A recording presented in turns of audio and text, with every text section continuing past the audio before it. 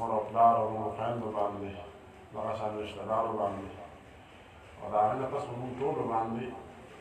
الله جل شانه دا فضل وکړو چې قرآن کریم یو بلې سینې ته ور واچوه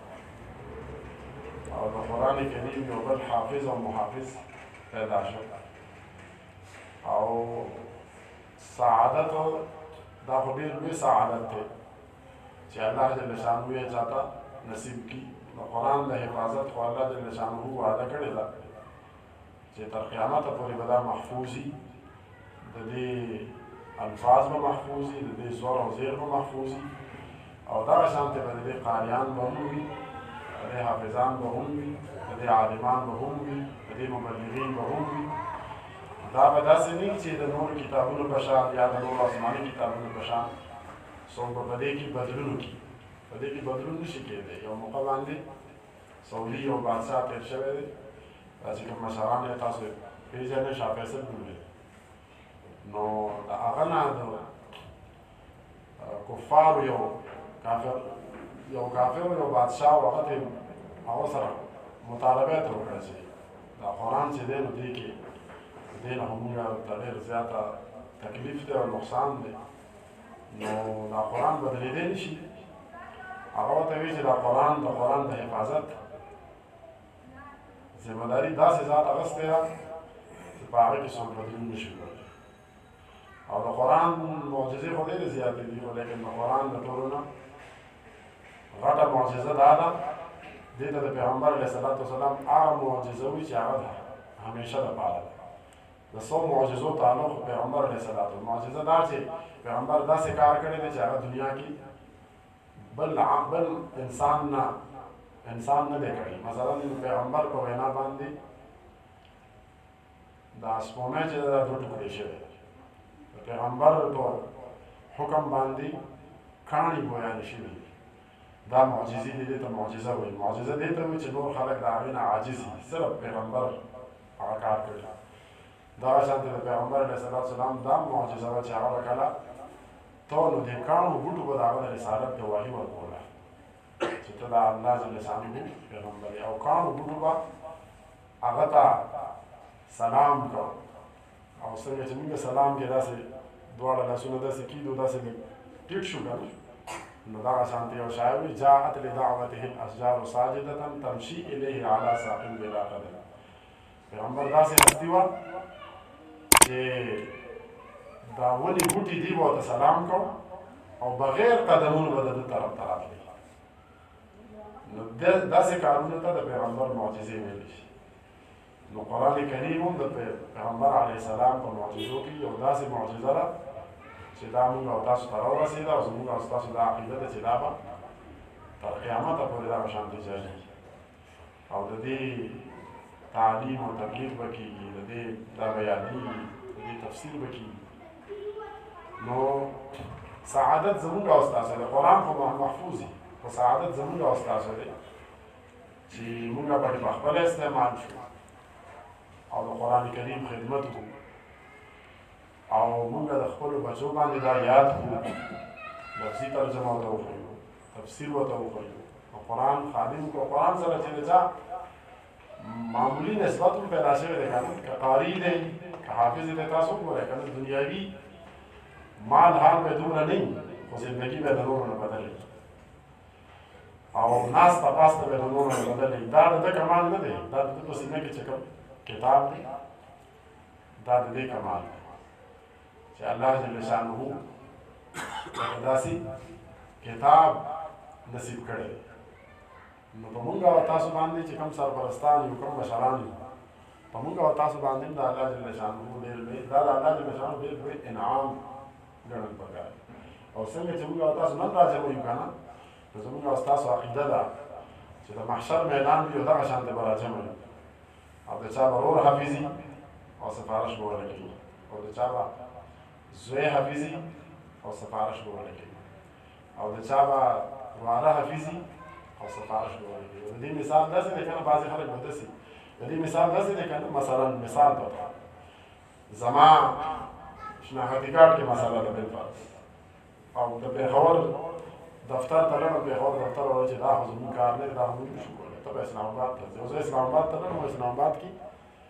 زه هېڅ څوک نه پېژنم او زما کار نه کېږي. ما څوک هلته پرېږدي نه مثلا بالفرض او زما هغه ځای ته رسایي نه کېږي او ناڅاپه زما هغه ځای کې په داسې سړي باندې نظر پرېوځي یا د هغه سړي په ما نظر پرېوځي چې هغه زما رشته دار دی نو یا خو زما کار بلکل نه کېږي او یا هغه ما ته ګیټ کلاو کړو د یو معزز مېلمه په شان زه دننه بوتلم او نور خلک زه ګورم چې په قطار کې ولاړ دي مثلا ګرمي ده او خولې پې بهیږي او په قطار کې ولاړ دي چا 2 ګنټې انتظار کړی چا 3 ګنټې انتظار کړی او ما ته لار جوړه شوه زه دننه لړم او چې کوم کاونټر دی هغې باندې ولګېدم دننه لاړم او زما کار وشو. نو د حافظ د وارث او د حافظ د پلار او د حافظ د مور او د حافظ د نورو رشته دارو به دغه مثال کړی دي ته به الله جل جلاله زموږ او ستاسو عقیده ده. پیغمبر علیه الصلاة والسلام چې څه فرمایلي دي که نه او د قرآن کې چې څه راغلي دي نو د شپې د تلو نه پس د ورځې راتلو کې خو شک کېدی شي د ورځې ختمېدو نه پس د شپې په راتلو کې شک کېدی شي خو د پیغمبر په خبره کې شک نه شي ذره بر شک نه شي. نو چې پیغمبر وایي چې دې حافظ ته به الله جل شانه د قیامت په ورځ به د سره ډېر د اعزاز او د اکرام معامله کېږي او دې حافظ ته به داسې تاج په سرېږي چې د هغې رڼا به د دې نور نه تیزه وي او دا حافظ به د 10 کسانو سفارش کوي.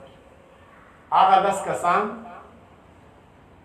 چې هغه ګناهګار دي د هغې فیصله بل طرف ته شي هغه بل خوا روان او دا حافظ او دا عالم او دا دینداره دا به د لاسه ونیسي او جنت ته او الله جل شانو د هغې ورځې نه موږ او تاسو یروي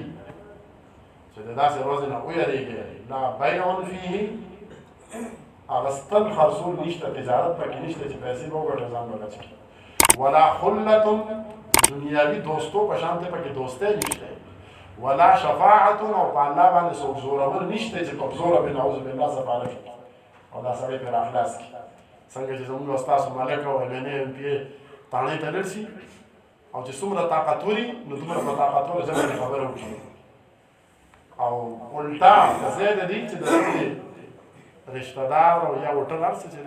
جوړه مې کړې چې دی ملامت کړي الټا تاڼهدار ته خبرې وکړي او SP ته خبرې وکړي او کانزل ورته پکې وکړي او دی د لاسه ونیسي او را روان کړي.